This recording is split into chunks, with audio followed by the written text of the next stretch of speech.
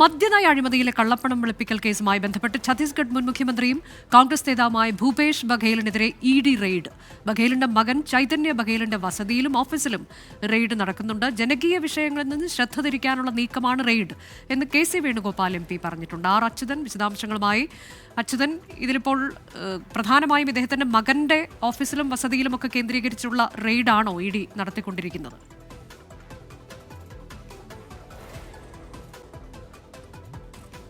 അനുജ, തീർച്ചയായിട്ടും ഒരു മിന്നൽ പരിശോധനയാണ് എൻഫോഴ്സ്മെന്റ് ഡയറക്ടറേറ്റിന്റെ ഭാഗത്തു നിന്ന് ഈ കേസിൽ, മദ്യനയത്തിലെ ഈ അഴിമതി കള്ളപ്പണം വെളുപ്പിക്കൽ കേസിൽ ഭൂപേഷ് ബാഗേലിനെതിരെയും മകനെതിരെയും ഇപ്പോൾ ഉണ്ടായിരിക്കുന്നത്. ഭൂപേഷ് ബാഗേലിന്റെ വസതിയിലും മകൻ ചൈതന്യ ബാഗേലിന്റെ വസതിയിലും ഓഫീസിലും അദ്ദേഹവുമായി ബന്ധമുള്ള ആളുകളുടെ ഇടങ്ങളിലുമാണ് ഇപ്പോൾ EDയുടെ ഈ പരിശോധന. ഏതാണ്ട് 14 ഇടങ്ങളിലായി പുരോഗമിച്ചുകൊണ്ടിരിക്കുന്നത്. ചില രേഖകൾ ED ഇതിനോടകം പരിശോധിച്ചതായുള്ള വിവരങ്ങൾ കൂടി പുറത്തു വരുന്നുണ്ട്.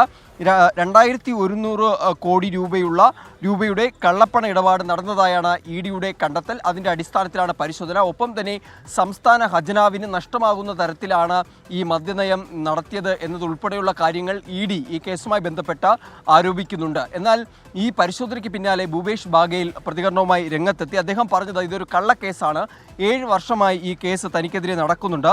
കോടതി പോലും ഒരു ഘട്ടത്തിൽ ഈ കേസ് തള്ളുന്നൊരു സാഹചര്യം ഉണ്ടായപ്പോഴാണ് എൻഫോഴ്സ്മെന്റ് ഡയറക്ടറേറ്റ് ഇപ്പോൾ പുതിയ നീക്കവുമായി രംഗത്തെത്തിയിരിക്കുന്നതെന്നാണ് ഭൂപേഷ് ബാഗേൽ പ്രതികരിച്ചത്.